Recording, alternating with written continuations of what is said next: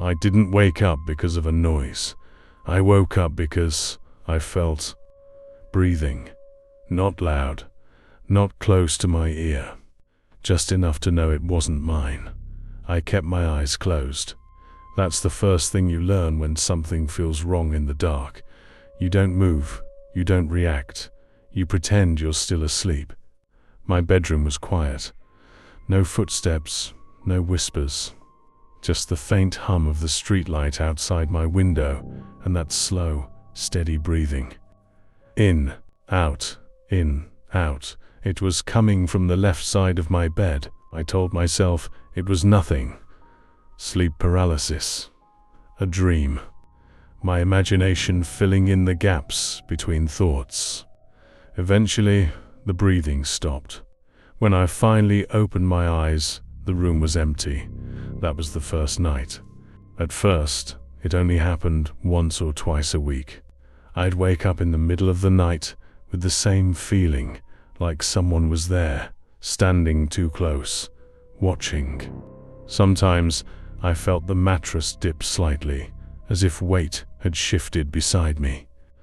Other times, it was just the breathing, always calm, always patient. I live alone, no roommates, no pets. My bedroom door stays locked when I sleep. I've always done that. Old habit. Something about knowing there's a barrier between me and the rest of the apartment helps me relax. Every morning, the door was still locked. No signs of a break-in, no missing objects, no scratches, no footprints. Just a growing sense that my bedroom wasn't empty when it should be. I started tracking the time. It always happened around 3:17 a.m. Not exactly. Sometimes 3:16, sometimes 3:18. But always close enough to notice. I tried staying awake past that time, scrolling on my phone, keeping the lights on. Nothing happened. The moment I let myself fall asleep, it came back. It felt deliberate, like whatever it was didn't want me conscious. The first time I almost saw it, I woke up facing the wall. That was unusual. I usually sleep on my back. I couldn't move my arms, my legs felt heavy, numb. Sleep paralysis. That's what I thought. Then I noticed the shadow. It was cast on the wall in front of me. Tall. Too tall. It didn't move. I stared at it, my heart racing, waiting for my body to respond, waiting for the paralysis to fade.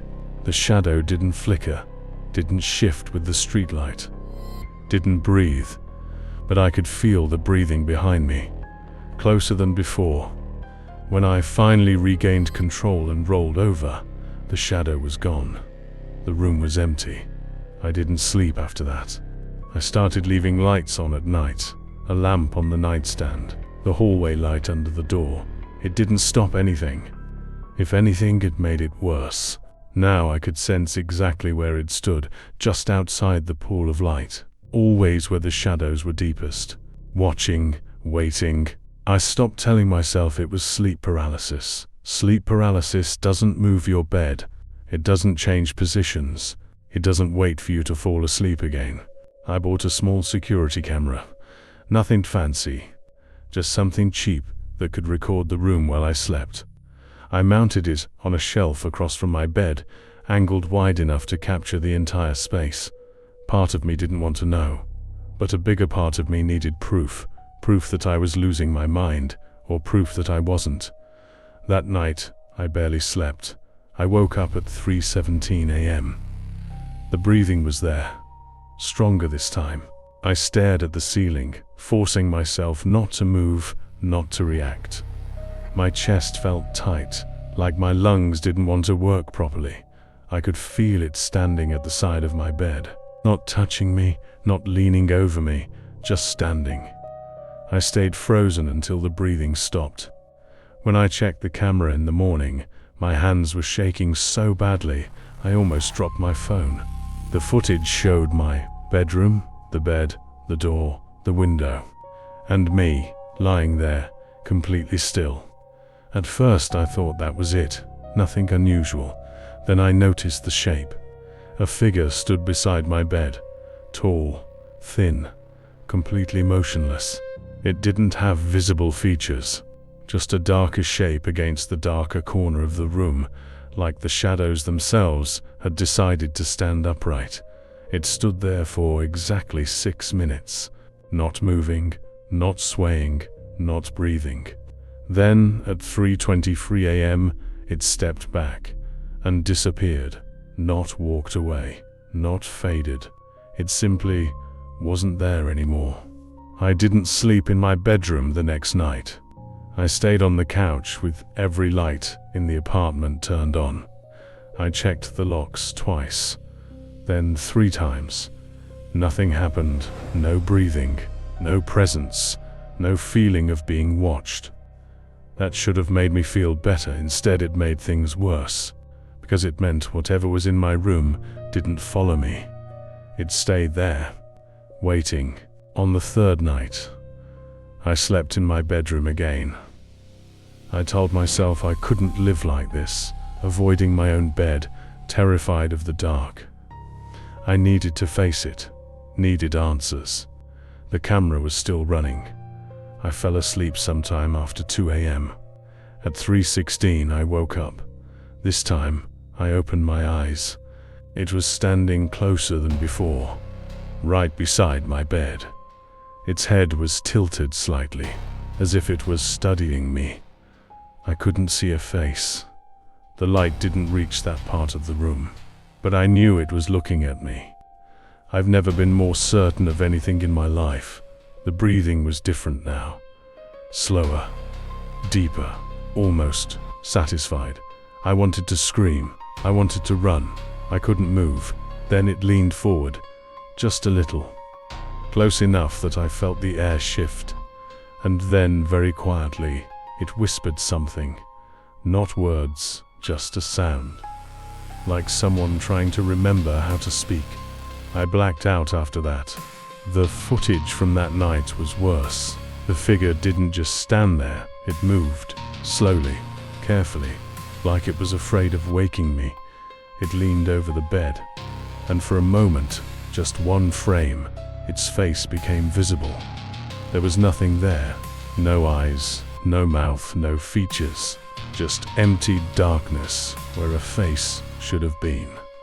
The video ended at 3:24 a.m. The camera shut off. I didn't unplug it. I moved out the next day, packed only what I needed, left most of my furniture behind. I didn't care anymore. I haven't slept in that apartment since. I thought it was over. I was wrong. Last night, in my new place, I woke up at 3:17 a.m. I wasn't alone. The breathing was back, closer than ever, and this time, it was coming from above me.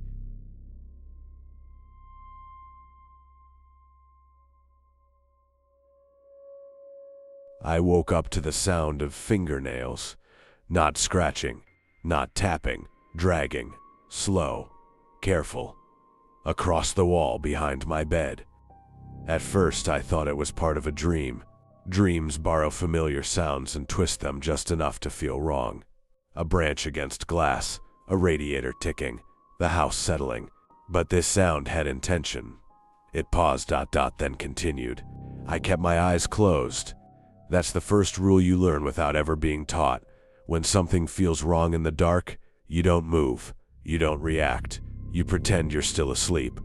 The room was quiet otherwise. No cars passing, no voices outside, just the faint hum of the streetlight bleeding through the curtains. The dragging stopped. I waited. Seconds stretched longer than they should have. Then the mattress shifted, just slightly, enough to know it wasn't my imagination. Enough to know something had sat down behind me. My breathing froze halfway in. I didn't turn around. I counted in my head. 1, 2, 3. If I didn't acknowledge it, it would leave. That's what I told myself.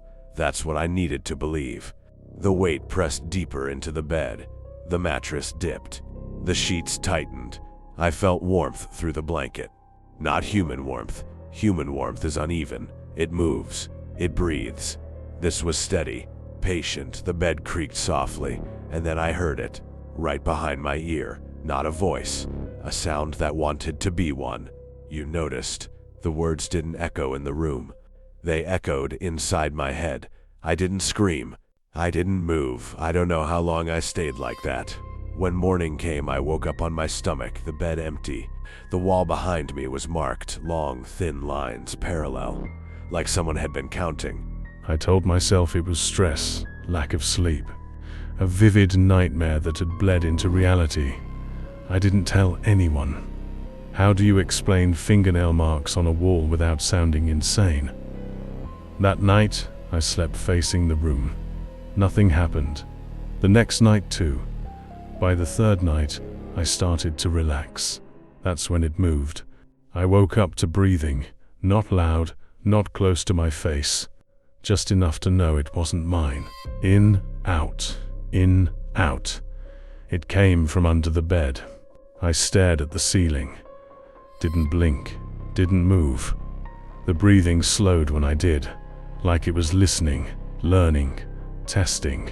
Then I felt it, a finger pressing up through the mattress, right between my shoulder blades, not pushing, not poking, just resting there, claiming the space. I swallowed hard. The finger withdrew. The breathing stopped.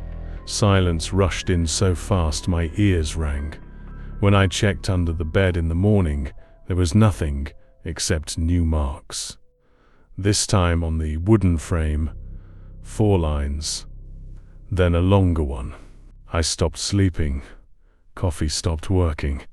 I began to dread the dark in a way I never had before. Dark wasn't empty anymore. It was occupied, waiting. On the 5th night, I locked my bedroom door. I shoved a chair under the handle. I slept with the lights on. I woke up to knocking soft, polite, from inside the room. 3 taps, pause, 3 taps.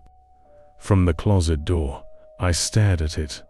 The handle turned slowly, stopped. Then the voice came again, closer this time, still pretending. The lights flickered, once, twice, then off. The chair scraped across the floor by itself. The bedroom door opened. The closet stayed closed. I didn't sleep after that. I sat on the floor until sunrise. The closet door was open in the morning. Inside, scratched into the wood, were dozens of lines. Careful, organized, like tally marks. I tried to leave, packed a bag, called in sick. The moment I stepped outside, the breathing started again, and this time beside me. Walking pace, matching my steps, I went back inside. That night, I didn't bother pretending to sleep. I lay there staring into the dark. "Why me?" I whispered. The breathing stopped. The room felt pleased. "You noticed," it said again. And then, that's how it starts. The wall behind my bed began to scratch itself. Slow, methodical, line after line.